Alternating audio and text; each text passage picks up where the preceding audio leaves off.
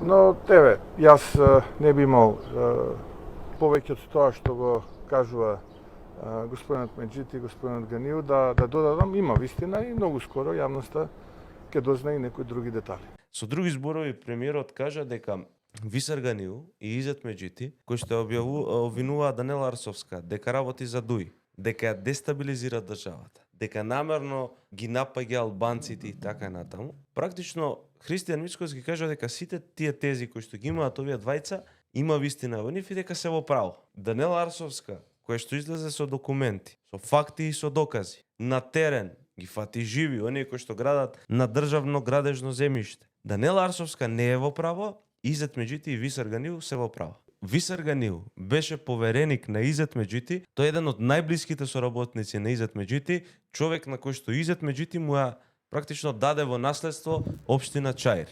Му ја даде во наследство за да може да продолжи криминалот со дивоградбите. Значи, ако Христијан Мицкоски постапи, макар и чекор, трне во војна против Изет Меджити и Висар Ганију, неговата влада ќе се распадне. Имате во предвид дека за да градат вака на диво, тие што градат на диво заштедуваат огромни средства. Значи, они не плаќаат комунали по квадрат, они не плаќаат данок.